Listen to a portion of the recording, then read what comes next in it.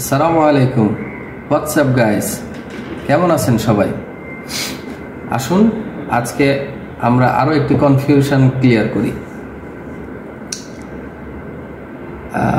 আমরা অনেকেই complex sentence use করার সময় যখন বাংলায় যদি বলি এরকম যে তুমি কি জানো তিনি কখন আসবেন, এই ধরনের সেন্টেন্স ইংরেজিতে লেখার সময় অনেকে আমরা এই সেন্টেন্সের শেষে প্রশ্নবোধক চিহ্ন দেব কিনা, ফুল স্টপ ইউজ করব কিনা, এই নিয়ে কনফিউশনে থাকে। আর প্রশ্নবোধক দিলে কখন দেব, এই কনফিউশন অনেক ছাত্রদের মধ্যে দেখা যায়।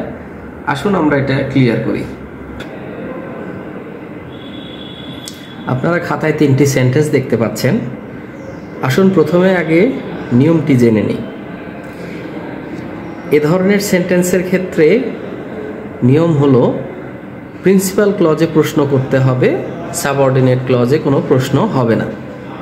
প্রিন্সিপাল ক্লজে প্রশ্ন করলেই ওই সেন্টেন্সের শেষে আমরা প্রশ্নবোধক চিহ্ন দেব।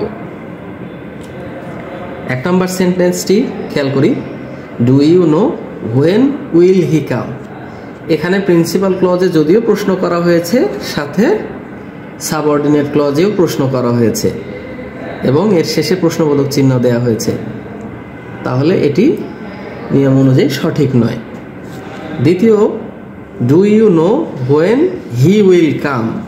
এখানে প্রিন্সিপাল ক্লজে প্রশ্ন করা হয়েছে, সাবঅর্ডিনেট ক্লজে হয় নাই, কিন্তু শেষে প্রশ্নবোধক চিহ্ন ইউজ না করার কারণে এটাও সঠিক নয়। 3 নম্বর সেন্টেন্সটি, do you know when he will come এবং এর শেষে প্রশ্নবোধক চিহ্ন, এটি সঠিক, কারণ এটি নিয়ম মেনেই হয়েছে। এখন আসুন আপনাদের জন্য একটি কুইজ।